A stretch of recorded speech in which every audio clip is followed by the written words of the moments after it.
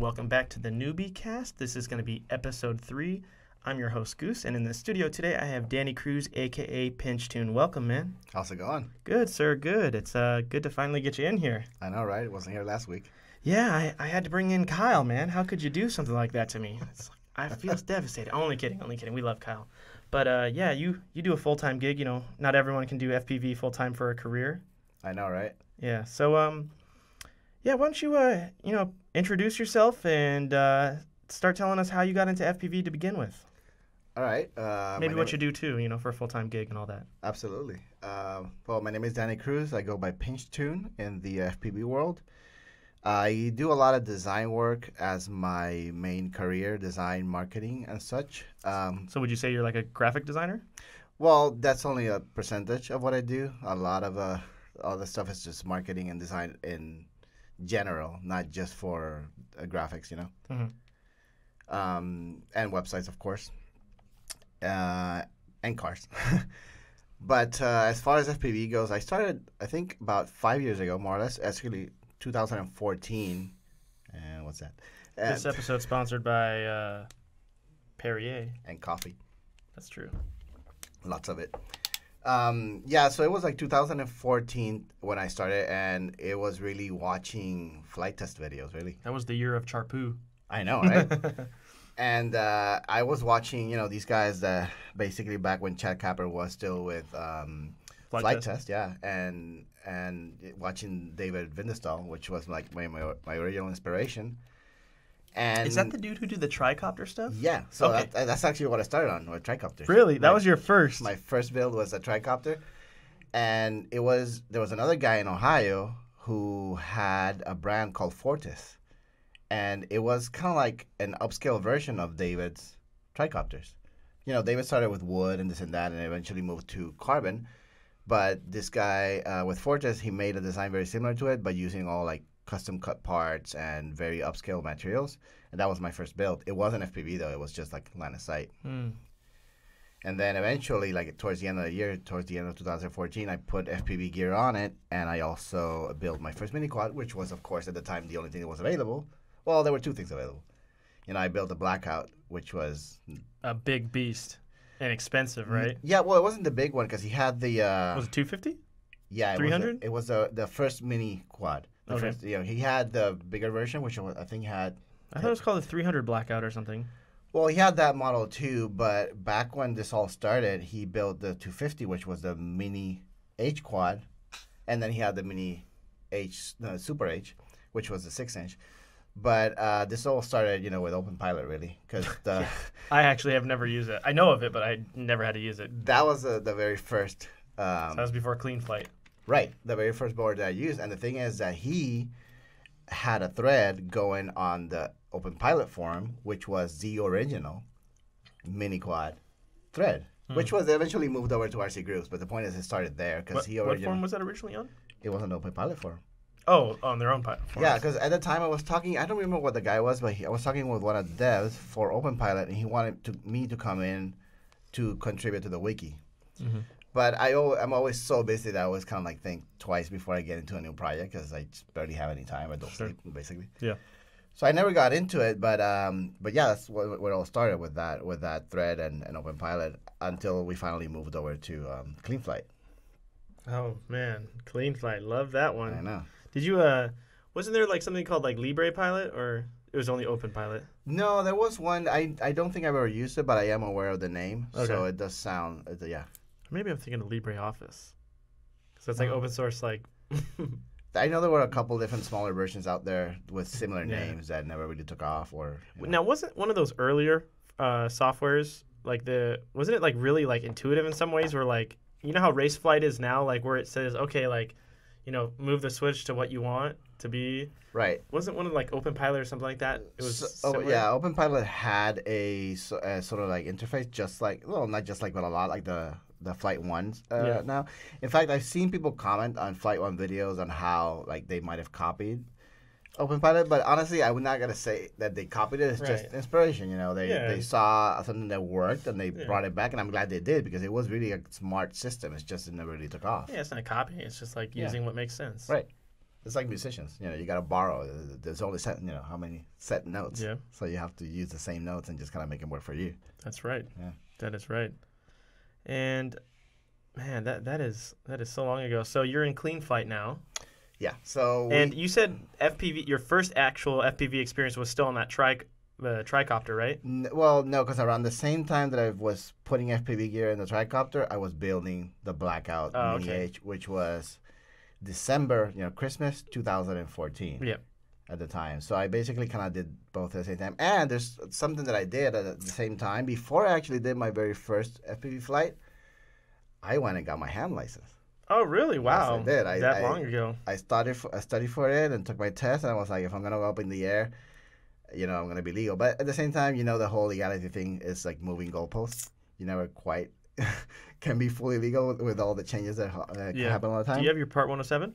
I am working on that. I took a class because I kind of wanted to make it formal with some friends, including BJ, which is part of our group. Mm-hmm. But that was when the government shutdown was happening in December. So the class actually started in fall. But what happened was that nobody in the class could actually go and take the test because the government wasn't issuing tests. Nice. So I kind of like kept leaving it, and then the government came back online. And I just haven't done it, but I just have to sit down for a couple of days, study it, and just pass the test. Well, that was rude. I know, right? Yeah. How dare they? I know. So then I'll tell you a little story. So after clean flight, I'm flying with a buddy, Yanni. If you're out there listening, I'm actually gonna send you the link to this. Because he was like my first FPV buddy. He started before I did. And we switched over to clean flight. Mm-hmm. He told me actually, we're doing these boards. They're NACE 32s. You should move over that from was my first flight controller. Exactly. So that's what ended up going into the Blackout.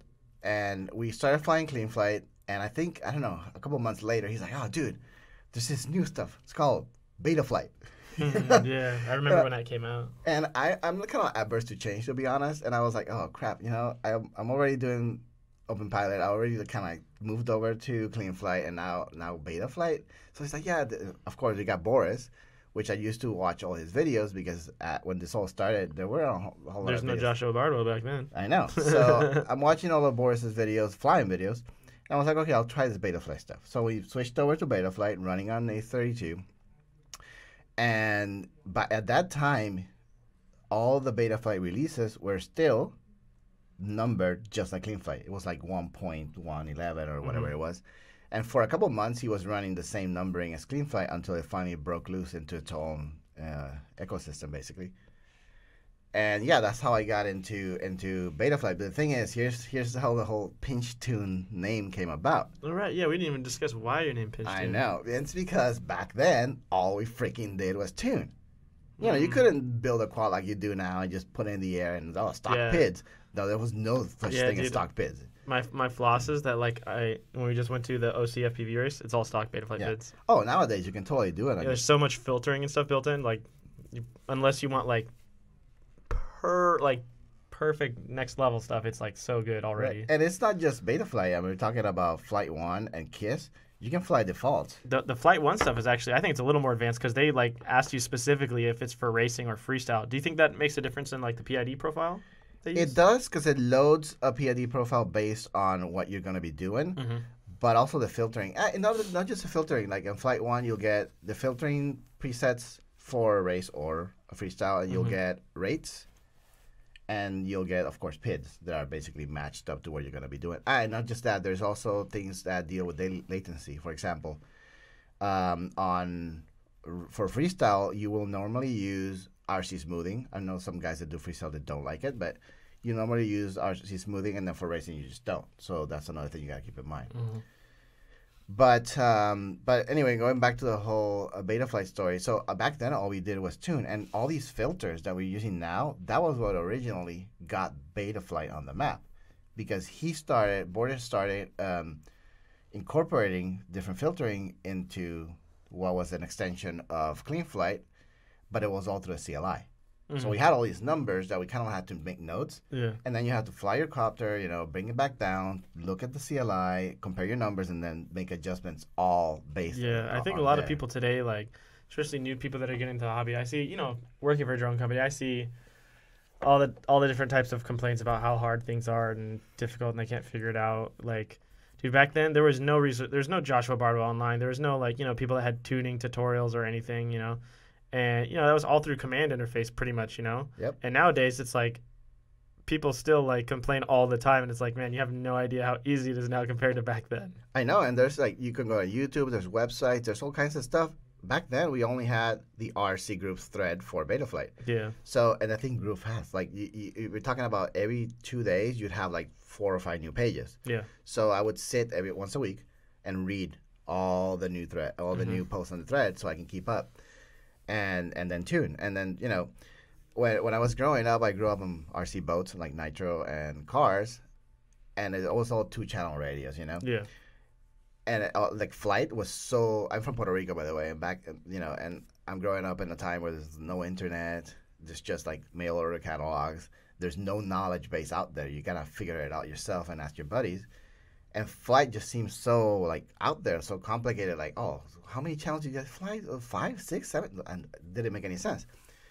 So I used to watch the catalogs, Tower Hobbies and whatnot, with all the pictures of the people flying planes, and I used to see how these older people with those big Futaba radios would pinch. Mm-hmm. And I was like, you know what? If I ever fly, I want to pinch. And these days, everybody talks about, we do thumb, or we do pinch, or we do hybrid, or Velociraptor, like Schizo or whatever. But back then, you don't talk about that stuff. It's just you hold it with your thumbs, or you pinch. Yeah, now it's like a political debate whether you pinch or thumb. Exactly. It's So I was like, yeah, if I ever fly, I want to pinch. So when I started flying mini quads, actually planes, I started flying planes about a year before I started flying mini quads. I started pinching. So with all the tuning that I was doing, and I decided to combine the name to Pinch Tune, and that's how it came along, which is kind of simple, but it makes sense. I accept it. I'm a pincher myself. Yeah. Just because I don't feel you have enough control or precision with just thumbs. Okay, Right. Having an extra, finger in there to modulate. Plus, it's backup if it slips off or something. I don't know. Just to me, that feels more secure and more safe. Yeah, I mean, if I go back and fly and play whatever they are now, PS4, I'll use my thumbs. But I've tried pinching the little nubby things, the joysticks. Yeah, I agree. You have to use your thumbs, especially with how big the little gimbals are. It's laid flat for your thumb. Yeah. So yeah, that's how it all came about, and then now we are here today. Yeah. So how did you kind of work your way from doing that stuff to getting to know NewBeeDrone and then become a NewBeeDrone team pilot? Right. So for the first, I want to say 3 years, I was flying just me and my buddy Yanni, and I actually wasn't aware about our local community. And where were you? Here in San Diego? Here in San Diego. Okay. I was living in North County at the time, and it was just flying with him. Where would you fly? So I would fly. Actually, there's some spots right now. There's some of the guys that we fly with, their go-to spots, and they used to be my stomping grounds back in 2015. And I see the videos now. I'm like, oh, I recognize that spot. I used to fly there 3 years ago. Yeah. But I wasn't aware of a local community really. Somehow, I'm not sure how I actually forgot, but I met Manny. Okay. And at some point, I got invited to one of the race events. What, the Good Times FPV stuff? That was way before Good Times. That was Prop Monkeys. Okay. Oh, I remember now. He had a website already named I Prop remember Monkeys. Prop Monkeys. Yeah. We still use the tag here and there online. I didn't even know that was Manny. For those of you wondering, Manny's one of our other sponsor team pilots, and he runs a race event thing. What is him? The thing him and Billy do? He runs a whole race series now. Yeah, he's got all the DVR stuff, the PA system. He's a race announcer and sets up courses. His company thing that he runs is called Good Times FPV, and he hosts our local weekly races here and does a lot of stuff with Emacs or other companies that want to hire him to run race events. Yeah. So I came to one of the events, and it was at Torai. Mm-hmm. You're aware of Torai, right? Unfortunately, I only ever got to Torai go to Todai once before we had to move spots. Right. So anyway, Todai is like it was a spot we raced every Wednesday night. Dude, Todai was kind of a sketchy spot. It was a sketchy spot, but it had something about it. It had this kind of like because it's like quaint. urban and right in the middle of the city, and there's like cars on the freeway right above us. Like it was like you felt like you weren't supposed to be there. Right. No, and not only that, it was good lighting, but we had to fly to race through the course was built up of light poles and metal bars. And it was like way smaller course, so it was way more like turns and technical. Yes. And you destroyed stuff there all the time. You're crashing into concrete, you're crashing into poles, and the wreckage was... There was no trees there. It was just, there was one tree. Right. But that was about it. So I went to one of those events, and I had already done racing with my buddy, but it was just us setting cones, flying aliens. Cones like traffic cone things? No, the same cones that we use on the racing. Soccer cones, but we used to kind of set them up in the way we thought a course should be. We had no gates, none of that stuff, and we flew around trees. Yeah. And I was flying a really heavy, alien at the time, like 4S. Like, this is pretty easy. Right, and I thought I was going fast, but when I first went to one of these races, I was like, wow, there's this whole community here of people that meet every week, and I thought I was like the only guy and my buddy, Yeah. And that's how I kind of joined the group, and from there, that was 2.5 years ago, already almost 3 years. How fast were people compared to you when you first went there? Well, when I first went there, I was terrified. Yeah. I was like, I'm a freestyle pilot, and I kind of race sometimes, but by myself, and I don't know, In fact, I didn't even guys will show up for the first time in Todai, and they'll put their quad up in the air and just destroy it in 5 minutes. Yeah. I'm a little bit more careful of that, and it goes back. I used to be a professional kiteboarder, and back at the time, I always that's why I never really got badly hurt, because I always kind of like to observe and take it easy. So the first day I didn't even fly. Money's like, you gonna go up? And I'm like, no, I'm just gonna watch. Yeah. So for the first 2 Wednesdays that I showed up, I just watched. And then I remember I went to one of the another Saturday race event they did in a grassy field in Mira Mesa, and that's the first time I actually flew, I believe. James the Ripper was there. I remember he said, "Oh, you're actually gonna fly with us now, yeah?"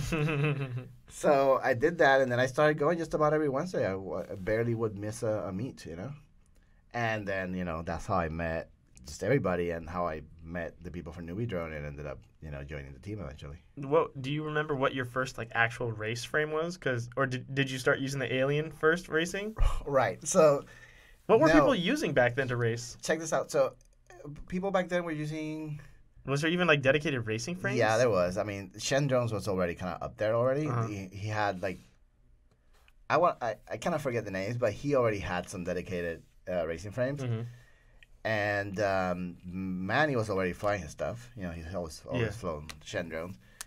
And going backtracking a little bit, I actually bought my first 4-inch quad from Yanni. You started with 4-inch for racing. And I had it was an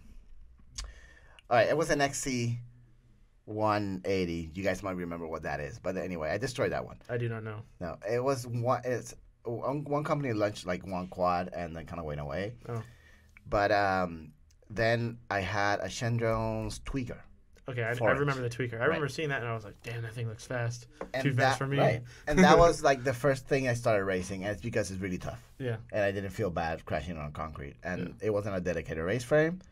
But throughout the last 3 years, I've flown a lot of 4-inch frames. I kind of finally gave up on them, but for a long time, that's all I flew.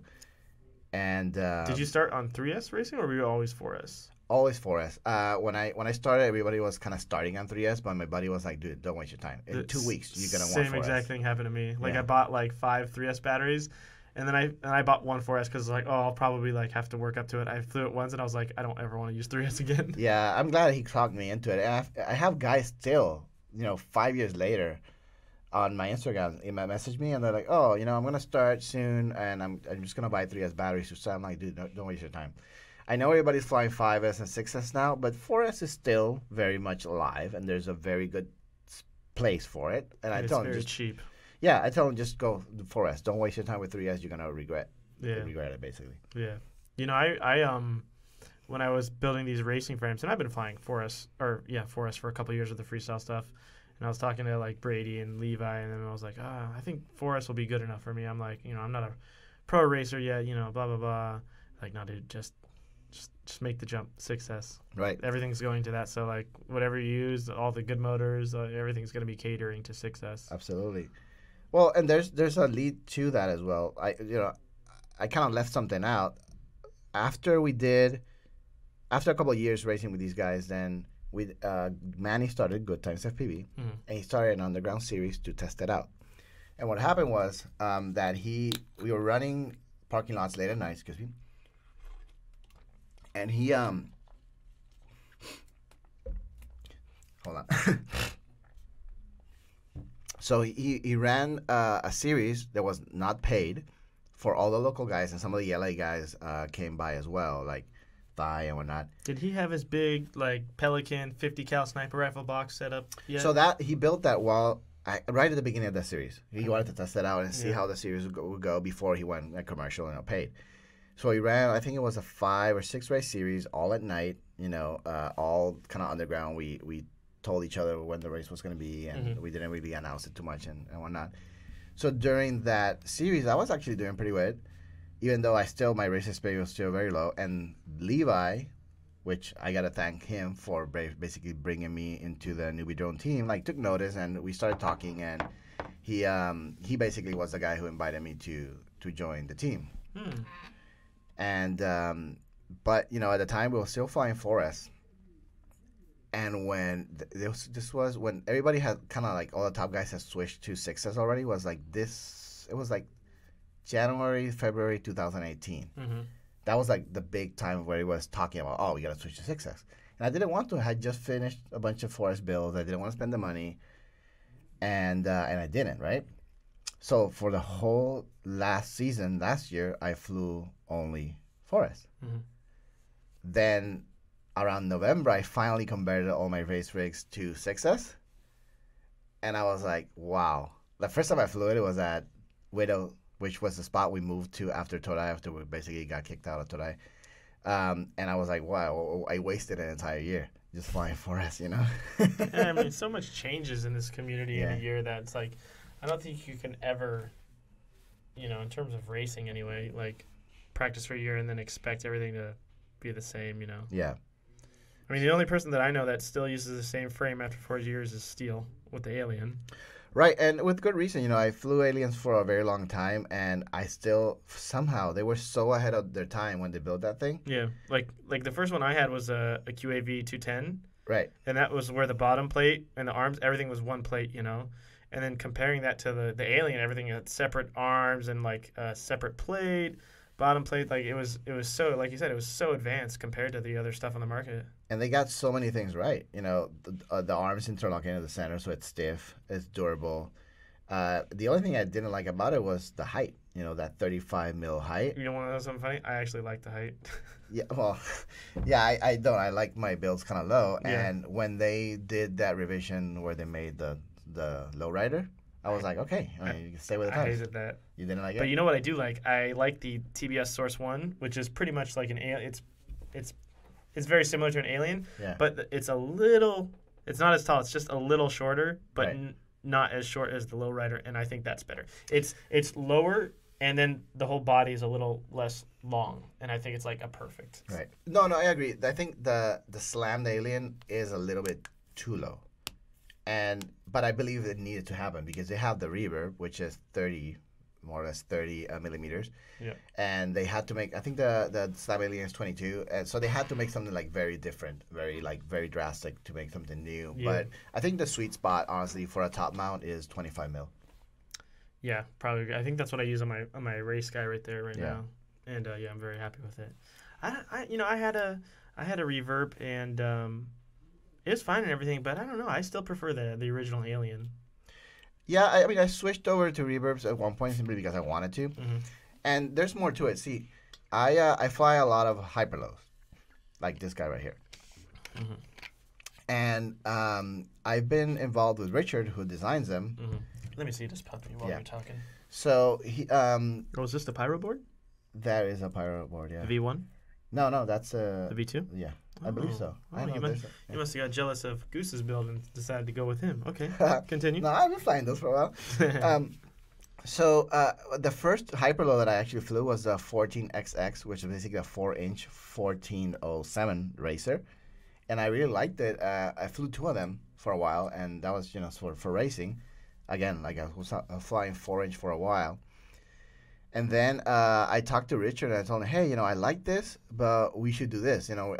We should move to removable arms and this and that. And he's like, oh, I've been working on something too. And he sends me a design. Mm-hmm. And I'm like, oh, that's great. But you should try and put the strap this way. And I gave him some suggestions as far as like how to route the strap and how to lay out a couple of the components, and also make the arms 5 mil instead of 4 mil. Yeah. Simply because I like stiffness. And he came out with the RS. And after that, he sort of like gave me some support. He gave me a kind of like a team rider deal or team pilot deal.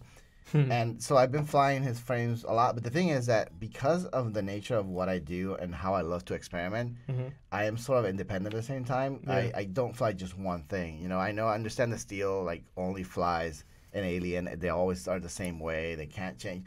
And that's great. And it's probably really good for your piloting progression. Yeah, very consistent. But I just love the aspect of this hobby of experimenting. So if it affects my flying because I keep trying new things, I don't care.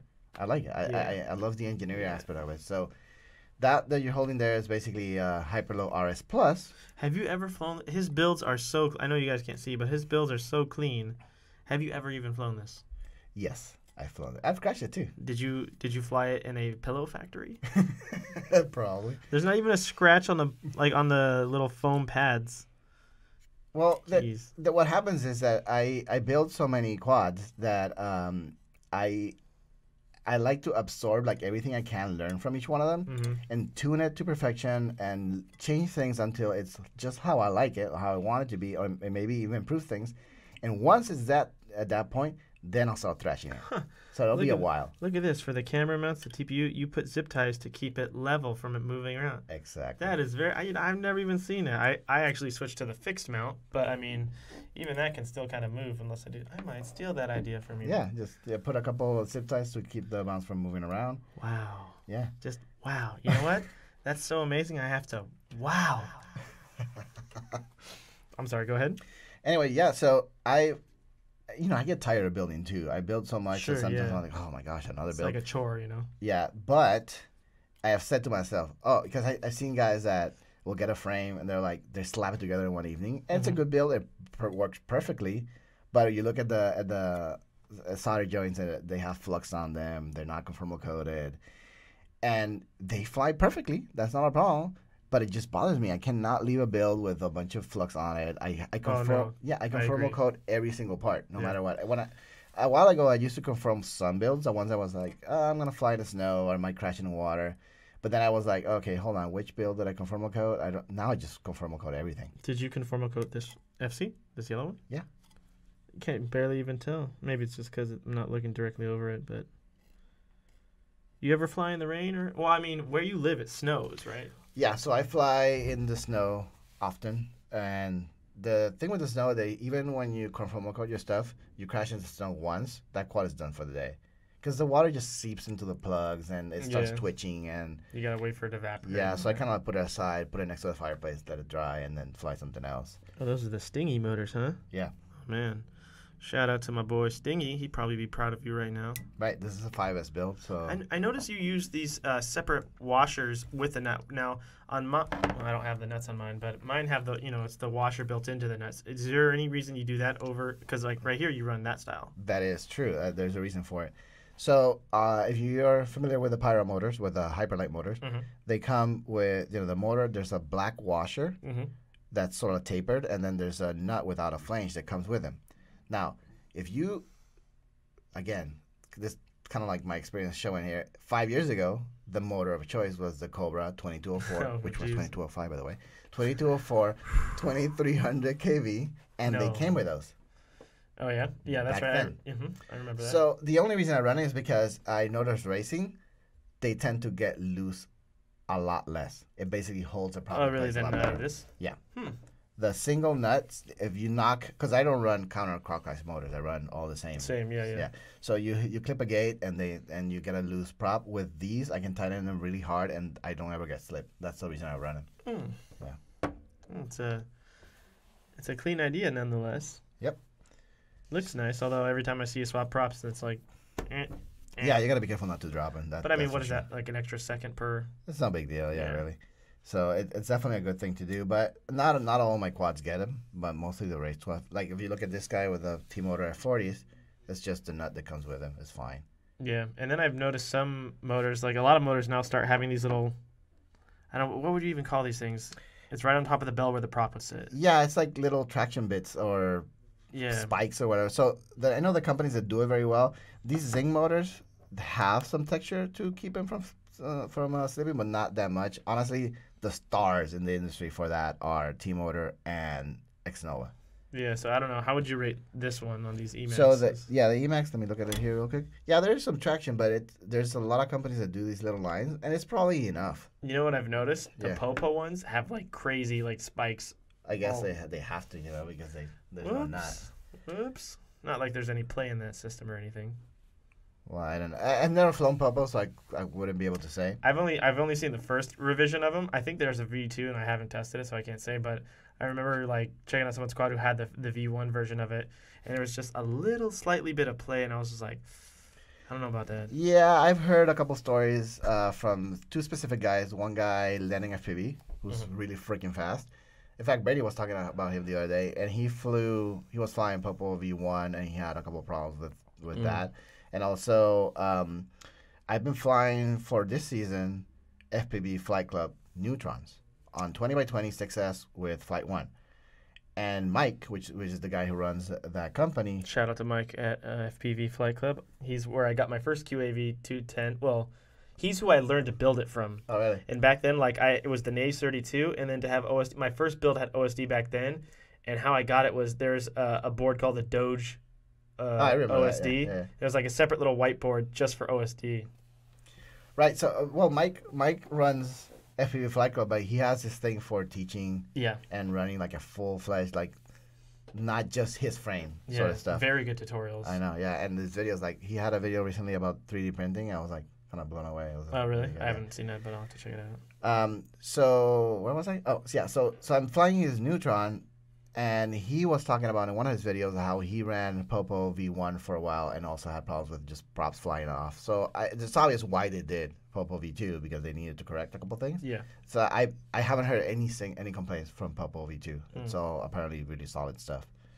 So just like all the progression, this is how it happens so quickly. That's cool. The only thing, the reason I haven't tried them is the only thing I'd worry about is like when you're racing and you hit something hard, like a metal pole, for example, like a Phoenix Cup, I wonder if that's enough force to make the mechanism like unlock for a second and cause the blade to pop off. I don't know.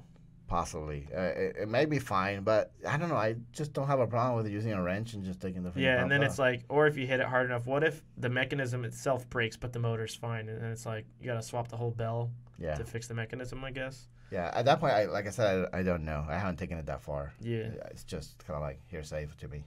Yeah. No bashing or anything, but no, yeah. I would just worry that there's too many like things that could go wrong versus just a solid shaft, right? Where it's like screw on, screw off, that's it. Yeah. Yeah. So that's basically where we're at right now. Yeah, I did say something about wanting to build fast sometimes because, like I said, you get tired, and I've been wanting to. Some deals just slap them together real quick. I just can't. I end up all cleaning everything. I'm saying, but after I solder and use flux, I gotta use an alcohol swab and clean it. There are some things that I've been doing differently though. I used to take it way further. I used to put sometimes 20-something hours into one build. Really? How are you doing it further? So I used to do stuff like use like braided, sheath for covering the wires. Yeah, my first build I did that, and then I was like, oh. Yeah, I used to paint stuff. I used to do all kinds of stuff, but now. Did you paint the edges of the arms? At one point, I did. That used to be really popular. In fact, since I work on cars too, I get vinyl wraps. I used to wrap frames and whatnot. Really? That tweaker was wrapping like neon colors. Oh, that's cool. But nowadays, so I make them really clean now, but just enough to where I can build it, within maybe 10 or 12 hours and still be perfect, but not have some of the extra stuff. And also, I'm kind of a weight weenie, so now I've kind of started to remove stuff that I don't need to keep them light. Like I use zip ties on some places, but I avoid them for holding ESCs. I don't hold wires and the arms with zip tie. I use tape. And the best, I use electrical tape, but then for stuff that has to be double-sided tape, 3M Extreme. Is that what what's this clear stuff you have over here? So I get batches of Clear Bra, which is basically paint protection vinyl for cars, and I have strips at home that I get from my buddy, and I use them when I need like clear electrical tape, basically, and it's just really stretchy. That's what. Is it sticky though? I guess it is to stick on. Yeah, it works just like tape. It's just really, really expensive. So I just get. But strong though, right? Really strong. I mean, it's kind of like self-healing, to be honest. Yeah, it's not to scratch or anything. But I just happen to have some around. That's why I used it. Dang, that's next level right there, man. Right. And I like how on your racer build, you only have the race wire with the LEDs on the back. Yeah. So again, it's one of those things trying to reduce weight. Like, do I need LEDs on all four? No.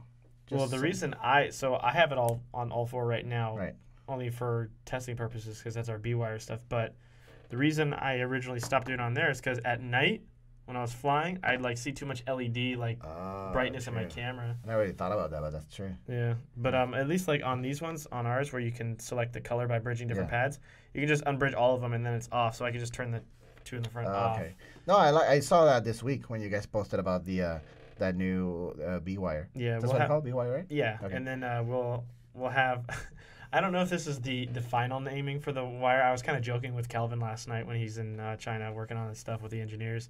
But he's like, what do you think? I was like, oh, it's cool, but this one's kind of long. I'd like a shorter version, like how these are short. Yeah.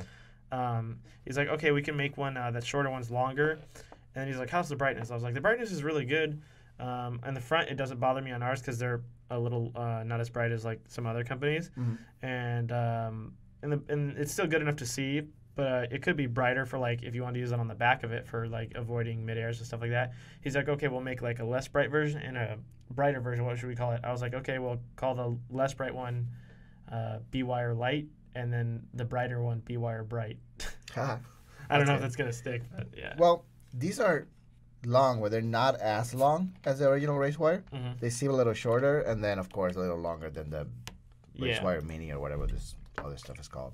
Yeah, how we I know you guys can't see this, but you'll see when we have the B-wire, but how we are making the shorters, these little resistors right here that are there, we're going to take it off right there and then just align them 1, 2, 3 right there so then we can chop that little length of board there to miniaturize them. Yeah, you really don't need them to be long because even on a frame with long arms, there's really only in a small area where you get prop strikes. Yeah. So I tend to use the small one for everything. I mean, I have some of the long ones and I'll put them here and there, but yeah, I tend to use the short ones for just about everything, even the 5-inch build. Yeah, I prefer the short ones too. Yeah. Well, another thing I got to bring up is, so again, because I fly a lot of different things. I mean, 4-inch, 3-inch. I haven't gone into micros too much, apart from the B-brain. Yeah, apart from that, I don't fly much like 2.5 and that kind of stuff. Okay, man, the B-brain's all you need. Yeah, so it's normally 5, 6, now 7-inch, and then B-brain. Yeah. So what are you mainly flying? Because I don't even know what your main thing is. Right now, I'm mainly racing, right? So are you doing freestyle, racing, long range? What's the deal with pinch tune? Okay, so again, I don't know what it is about me. I want to do everything. Okay. So I fly all kinds of different frames. Oh, shame on you! You want to have fun with all the different types of stuff? Shame on you! I don't know what's wrong with you. So I fly all kinds of different frames. Yep. And I fly Betaflight, KISS, and Flight 1. You do a lot of KISS stuff. Yeah, I do a lot of KISS stuff. Are you still racing with KISS? Not anymore. And the reason is because I was using the KISS CC, which for some reason people didn't like that board. It had bad reviews. The CC? Yeah. What's the CC? So it's an all-in-one board. Oh, is that one that's made by iFlight or something like that? No. This one's genuine, made by Flyduino. And okay. They did a V1, which kind of needed some improvements, and just within a couple of months, they launched the 2, which is what we use now. That was 2 years ago, and at one point I had 8 of them. Wow. And you know what? I've never burned a single one. And I've flown them on 5-inch, and I fly them on 5S, and they're rated for 4S, and I have not burned a single one yet. Really? Yeah. The trick really is the firmware, because they upped the limit of the ESC. I think it's a 16 and with 21 limiter, and he opted maybe to like 19 and 25, something like that. But I've been flying KISS R 1.3 RC30, which, by the way, I was talking to Steele, and he's all flying V2 stuff now. But when he was flying V1, even after there were a bunch of different firmware releases done, he was still flying 1.3 RC30. 1.3 RC30. Yeah, older stuff, right? Yeah, I still fly. Like this reverb you see right here is a V1, and it still has that firmware. It's really good. Yeah, I think I remember him telling me when I used to be into KISS stuff too. I'm not anymore, but yeah, he was like, oh, I was like, oh, hey, how's the new firmware? He's like, oh, I don't know, I don't even want it. Like he didn't even want to, spend his time trying because like his current setup flew so good and so locked in that he didn't like want to spend the time or waste like trying something else out because it already like performed exactly how he wanted. Yeah. That said, I built a V2 setup, a 5S. I'm sure he's tested it. Yeah, well, he's flying V2 now, like almost exclusively, I think. Yeah. And I built a reverb which is KISS V2 fully, and then my hyperlow stuff is on Betaflight, and then of course I'm testing a lot of Flight 1.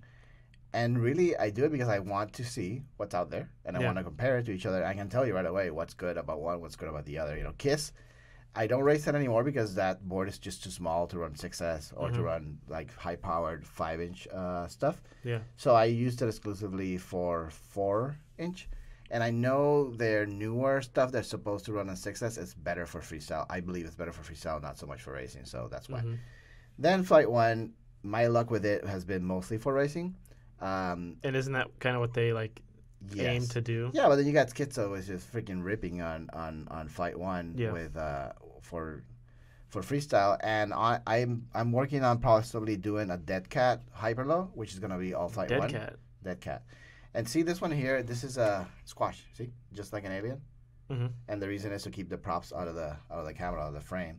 Yeah, even though True X, in my opinion, flies better. But it's just I don't like props in my view. Yeah. So I'm doing this. So what I'm gonna try and do is run. What about for racing though? For racing, I don't care.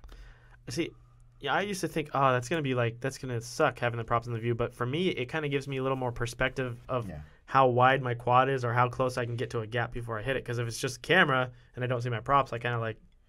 Yeah, no, I don't mind seeing props in my view for racing. And honestly, if I'm flying freestyle, it doesn't bother me seeing the props. I just don't want them in my HD footage. Right. I'm super critical. Like I post footage online, and my Instagram has gotten really popular because of all the build stuff that I put on there, and people like really respect that channel for all the build stuff. But I post flights, but honestly, I post maybe like 10% of my flights because I'm super critical. I watch stuff and like if it isn't great, I'm like I don't even. Yeah, you have a standard level you hold yourself to. Yeah. I'm the same way. Like. If I don't think it's like the best I can do, I'm not even gonna share it. Yeah. So that's how it is there. What is your Instagram, by the way? I'm gonna give your Instagram a shout out so people can go follow you. Yeah, it's PinchTune. So it's same thing for Instagram, same thing for Facebook, and same thing for YouTube. Just /PinchTune. Got it. There you go, guys. If any of you were wondering where you can find some sexy builds from PinchTune, there you go. And same thing for YouTube, right? Same thing for YouTube, yeah. Okay. I have a Facebook page which I don't promote that much, but yeah, the YouTube. I have a website too because I build sites, so I might as well build a website. So PinchTune.com. Yeah. And yeah. So yeah, I like to test just about a little bit of everything. That way I know what's out there. Everybody asks me, I know. Yeah. I'm no Bardwell, but. Yeah, it's alright. I don't think Bardwell does any racing though. I guess he can. He flew with us here. He flew to Rai. Did he? Yeah, he did. Johnny FPV flew with us, and also Banny. Really, they were all here. I know. Not at the same time. Well, Banny and Johnny were here the same day. Speaking of Banny, I haven't heard from him in a while. Like he won the Dubai thing, and then I never heard from him. He did a bunch of races after that and whatnot. But I guess he's like cooled down a little bit recently. I don't know what's. He was pretty fast. Yeah, definitely. He was like the mini version of Vanover. I know. And then, I don't know, maybe he had a growth spurt and then Vanover showed up. Possibly. And then you got Thomas over in Europe. You know, I keep telling him, come over here so you can fly with Vanover. Yeah. It's like Vanover's kryptonite. Right. But Bardwell was over here and flew. I was talking to him to go fly some freestyle and some else, but I had to work that day, so I didn't go. But yeah, he raced a Chameleon, I believe, with us at Toray. And I saw the footage; it's great. Now he's got like a million videos, so you have to like sink down in his channel, find it like Yeah. 2 years ago, and find the flight. But he can race. It's just he has a focus. It's his channel and I think it's all mostly freestyle focus. mostly freestyle focus. So Yeah. So knowing all that, and now we kind of got a history of how you got into it and how you do your builds and stuff. How did you come about running into NewBeeDrone and becoming a sponsored pilot with us? So yeah, I have to thank Levi for that. I met Levi at Torai. He doesn't know this, but I kind of look up to him. Thank you, Levi. So he's a freaking amazing pilot for one. He is great at video production. He just knows the stuff. I shot a video chasing a Porsche 997 Turbo over at Willow Springs. Thank you for pronouncing Porsche correctly. Porsche, of course. And while I was there, we had permission to fly it. Yep. And we still got hassled by security. So I'm trying to chase this car and also negotiating with security at the same time. So were you like down in the goggles while you're doing it? Oh, yes. Yeah. Jeez. So I'm trying to negotiate. We got permission. We have insurance. We have the whole thing. And anyway, the footage was really shaky. I sent this photo to Levi, and he took the time to stabilize all 3 clips of them. Like, I don't know how many hours he put into this. And he's probably using like Real Steady or something. Yeah, that's what he's using, and it's amazing. You got to check out my channels and whatnot so you can see this when I post it. I haven't posted it yet. Yeah. And he did an amazing job, and I got to thank him for that. But yeah, I met him at Torai, and we just became friends, got to talking and whatnot, and then we flew freestyle here and there together. We come out on Sunday mornings and fly. And one day he talked to me about becoming a NewBeeDrone pilot, and we came out here and met at the offices, and made it happen. That was it was this time last year, because the first race that we did after I became a team pilot was the Dolma versus Night Fury race at Open Grove. When did Night Fury win that?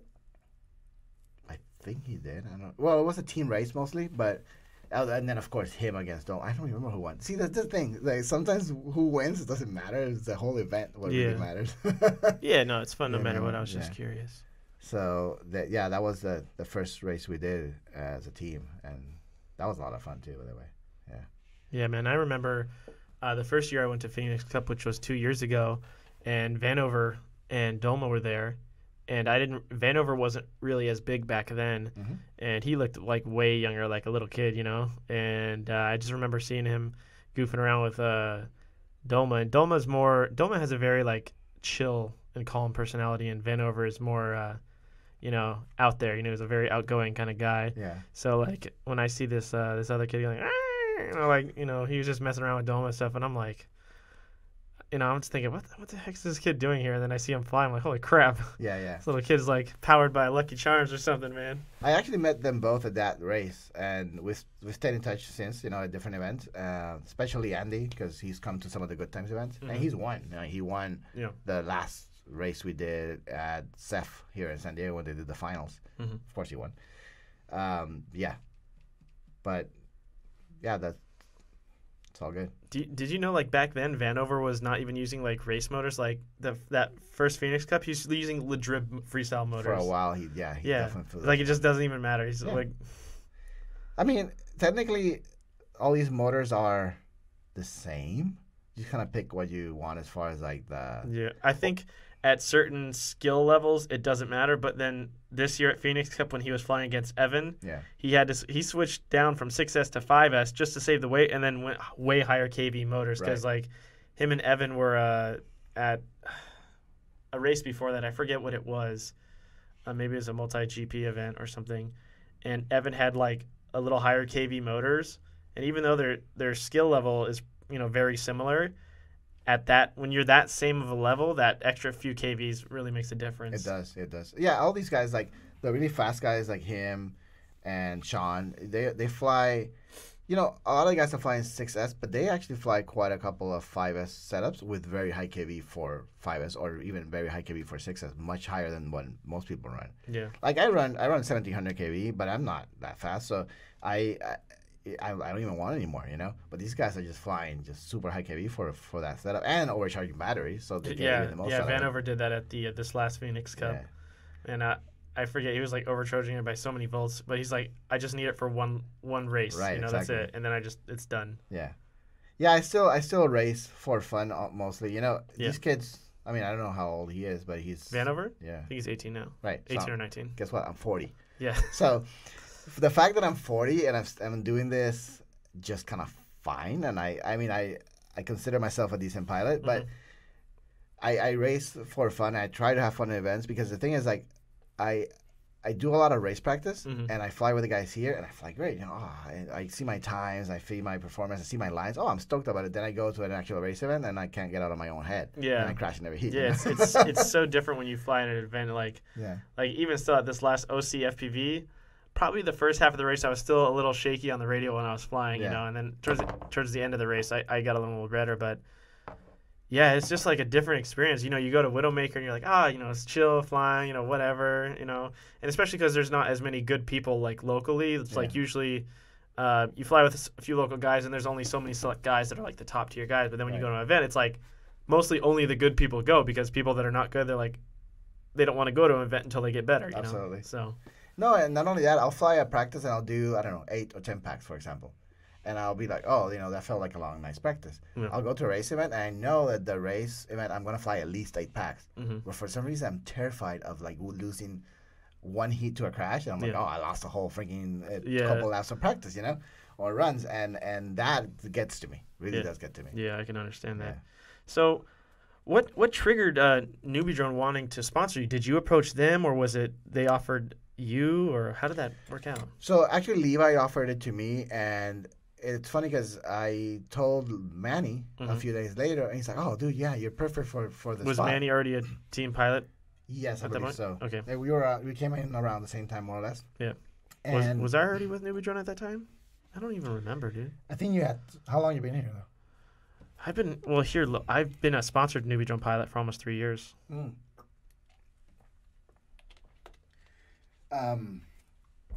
I think you were here. Okay. We kind of met around maybe a little bit after that, but I think you were here. But yeah, Levi approached me, told me about it, and... Did he have a van with candy inside? And he's like, hey, come over here. I want to talk to you. No, well, and Manny was like, oh, you're perfect for the spot. So I kind of like confirmed it that it would be good. And was it because of your minority status? Could be. I'm Puerto Rican. Dang. But you know what? I've been trying to get a sponsorship with GemFan. I was talking to Molly, and either she thinks I'm too old or I'm too Puerto Rican. Oh, dang. But you know what? The thing is, NewBeeDrone is very well known, of course, for the micros. Yeah. And I fly them for fun, but I just mainly focus on the bigger stuff. So compared to some of the other team pilots that really focus on the micros, I'm kind of like an oddball here. But overall, since I do so many things, I kind of still fit around, Yeah. Because of the wide gamut of the things I do. Yeah, and now NewBeeDrone is trying to branch out into the 5 market more. Now that we've kind of like spread the micro market as much as we can. We have our own batteries, our own chargers, our own everything. Yeah. We have our own everything stuff. Now it's like, okay, well, the next progressional step is to move into another class that, because people will start with us and then they eventually they want to get into faster and bigger stuff. So it just makes sense. No, definitely, and not only that. Anytime someone that wants to get into hobby tells me that they want to start, I always recommend, get an Acroby. And as obligated by your team contract. No, that's funny because I still do. Even before I joined NewBeeDrone, that's what I tell them. And the reason is, the biggest thing with this hobby is first learning how to fly and being able to get past crashing. Yeah. Some guys can pick up a quad for the first time, like a video game, and within a couple of packs they get it, and within a couple of weeks they're flying fine. But not everybody can. And you take a quad, fly it, and smash it. Yeah. For a lot of people, it's a big deterrent. Yeah, you get demotivated from that. You're like, I spent all this money and I crash it, and after and they're just like, I just want to get out. Exactly. But if you get an Acroby, not only will you not spend that much money, you also can crash a lot and not break it. And if you break a frame, it's what, $5? How much is it? The clear frames are $3. Exactly. So the cost to get in is so much smaller. And then not only that, you don't bother. Like, I don't fly micros. My buddy Kyle, who I work with, he flies a lot of micros. And the reason he likes them because they're quiet. Yeah. I'm like, I used to not care that much, but I've been hassled quite a bit lately by either people or police or whatever. Yeah. That lately I kind of started to think about doing micros like 2-inch stuff because they're quiet. Mm-hmm. But that's the main reason why he flies them. And also when they crash, they're all lighter, so they don't tend to break. Yeah. So, but yeah, I still definitely recommend anybody who wants to start with an Acroby. It's just honestly it's obvious, you know. Yeah, it definitely makes transitioning into the drone world a lot easier. I remember when I first got it, I don't think the Inductrix wasn't even out yet, you know. Right. The original Inductrix by Horizon Hobby, and my very first quadcopter that I never ended up finishing. I should finish it for fun one of these days, but it was by Flight Test. I wonder if you can guess what it was. Yes, I know which one it is. Is Gremlin? Is that what it is? Nope, those are the little tiny micro ones. This is like the original 5-inch thing. Oh dang, I know what I'll give you a hint. Part of the body was the PCB. Oh, I don't remember the name, man. It was wow, I just forgot of it now. It was the until I think of the name, it was the Versacopter. Yes, of course. Yeah. Where it was like a big TV remote, and then it had the carbon fiber dowels on each end, and Well, I was like I said, that Flight Test. If you guys from Flight Test hear that's what got me in the hobby. And at the time, I was watching Bixler, watching David, watching Alex, which we stay in touch still. I still remember when I bought my first NACE 32, was a red one. Mm-hmm. And my Instagram channel. Well, that's an early one. Yeah, and my Instagram was just starting. I maybe had 300 followers, if that. I posted a photo of that board, and that was literally almost 5 years ago. And Alex Zavada, he went and commented, he's like, "Oh, sick. Let me know how you like it because I want to try one." Yeah. I mean, we're talking about that's 5 years ago, and yeah. people were flying at that time anything from Open Pilot to, KK2 boards, but those are even older. But yeah, the point is that time has changed quite a bit, and the inspiration I got from Flight Test still stays, you know. Yeah, like the whole reason I went with the Versacopter because at the time there was other frames like the QAV 250 was out, the 210 hadn't come out just yet, and then like right after I bought the Versacopter, then the 210 Charpu edition came out. Right. But at the time, the QAV 250 was out, but no one had videos on how to build it. And when you're first getting into it, and back then you had to have a separate board for everything. Like, flight controllers didn't even have like voltage regulators on them, so you couldn't even like step down to 5 volts. It was just like, right.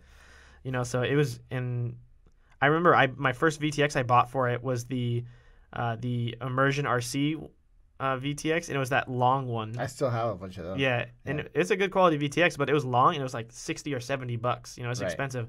And I remember for the voltage, it was only like a 5-volt input, but I just like soldered, like the pad I soldered to was like straight LiPo voltage, and I didn't know, like, because there was like no instructions or anything, and I fried it when I first plugged in, and I was just like, oh man, like this is. And so then I saw the QAV 210, and I really liked it because that one was all carbon fiber, and it was like way smaller and looked cool. And then of course I saw the videos of Charpu flying, and I was like, oh my gosh, I want to be like Charpu. Yeah. And then Mike from FPV Flight Club, he had actual build videos on how to do it, and then he had like the flight controller, and then the OSD, the Doge OSD board, and he did it where he soldered on a pin, so it just like sat directly on it and plugged right into it, so you didn't have to have like harness cable, and it was like super simple, and he had like every step, everything, and I was like, all right, so I like bought everything from his site, and I built it, and yeah, a lot of things has changed in building. Like back then we were doing pins, and not just here, like back Thomas BMS and his dad, he had build videos for the NACE and using pins, for instead of soldering.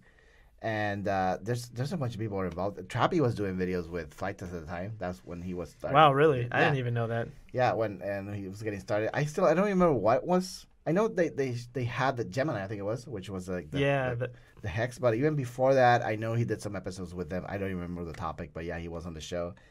And that other guy, I forgot his name. He used to do aerial photography with the big rigs. He was involved for a while, and then of course Peter. Yeah. So it was. I mean, I guess the golden era for mini quads is like now. Yeah. But that golden era for the transition from the guys that were going from RC planes into FPV and mini quads was then, 4 or 5 years ago. Yeah. It's crazy. Yeah. And back then, like, Flight Test, they weren't using like Tyrannus or anything. They were using this radar. I think it's called the Grapner, or I don't remember what it's called. Yeah, Grapner, it was a German company. They tried to get into the industry. They still do sell a lot of transmitters, but mostly for planes. Also high tech. High tech. Yeah. High tech's been around for a long time. Right, but I kind of wish high tech had gotten more, like a better foothold in FPV, because when I started, David, that's why he flew. He had Fly Tech Aurora. And I remember they had pretty nice servos. Right, they still are the benchmark for servos, in my opinion. But I wish they had gotten a bigger foothold on the market for FPV than they did. Because if I'm honest, I fly a Tyrannus for many reasons. But I'd love to fly like dedicated high tech radio for FPV. It's just that I wish there was a higher quality radio than my Tyrannus that still had all the compatibility with all the stuff we use. Right. Word is, I talked to Trappy a couple days ago, and he actually just ordered all the parts Jumpers. to make. No. He ordered a bunch of parts to start building the Tango 2. Okay. So, and it's supposed to be smaller. It doesn't have the FPV screen anymore. It supports the full Crossfire module and the micro one, 18650 battery. So it's supposed to like check off a lot of what everyone wants and like big compatibility and whatnot. So right, I'm holding out for that, Yeah. Yeah. So, we just passed over our hour mark right now. That was fast. Yeah, I told you. So is there any kind of last things you want to say before we end the cast? No, I think that's it. Honestly, we talked so much. We can spend days doing this. But, I would say just don't be afraid of trying new things and just enjoy the engineering aspect of the hobby. Even though for some people it works, just flying the same stuff all the time, experiment. It's just so fun to try new things, and you learn so much. And when somebody asks you about anything, you're like, yeah, I know about that too, Yeah, the more you try out stuff, the more you'll know how to troubleshoot stuff and then fix your own stuff. I know so many people that buy ready to fly things and stuff, and then they're like, oh, I bought it because I don't want to I don't have the time to learn. I'm like, well, you crash it once, you're gonna need to. Right. So. And also depends on your goals. If you want to be the best freestyle pilot, then just fly freestyle for sure. If you want to be the best race pilot, just fly race. That's the best way to get good at one thing. But if you're in it for the fun, do long range, do race, do freestyle, and just enjoy it. Yeah, you're not gonna be the best at one thing, and people are gonna beat you for sure, like happens to me. But I don't care. Yeah, so it's all for the fun. Yeah, that's kind of what I did. So like my first couple of years, I was into freestyle. I was like really heavily into it, and I was like, I don't want to race. I don't like having to compete against other people to have fun, blah, blah, blah. That was kind of my mentality. And I was doing fairly well at freestyle. Nowadays, my freestyle is pretty boring. Like, I'm not a bad pilot, but I don't do any of the, Johnny flips or, slow-mo thing. I just do normal flips and flowy stuff. But I started getting into racing, and then I kind of figured, well, I got to change my camera angles. I got to change how I do my builds and the weight and stuff. So I just kind of, right now, I've just shifted over into racing because the whole thing that makes racing fun to me is the competitive aspect. Like Brady Combs always kind of says this to me. He goes, oh, it's just about having fun. But like for me, having fun is like competing and trying to like, beat other people. Not that like I can't have fun if I lose, but just that drive that you want to beat the other person and score higher is what's fun to me. So I don't really fly freestyle at the moment. All my focus is just on learning racing so I can progress in that. Because like you said, if you're always changing, you're not going to be the best, or it's hard to improve in, a bunch of different things at the same time. Absolutely. You focus on one thing, you're definitely going to get much better at that. Yeah, I'll probably do racing for a little bit and then, probably go back to freestyle in a little bit. I don't know. We'll see. Yeah. We'll see. Cool. All right, man. Well, thank you for coming on the show. I really appreciate it. Absolutely. This was Danny Cruz Pinch Tune, guys. What's your social media shout-outs again? Just go /PinchTune on Instagram, on YouTube, and Facebook. Cool. All right. Well, thanks again, man. And we will see you next week for our weekly podcast. Bye, guys. You see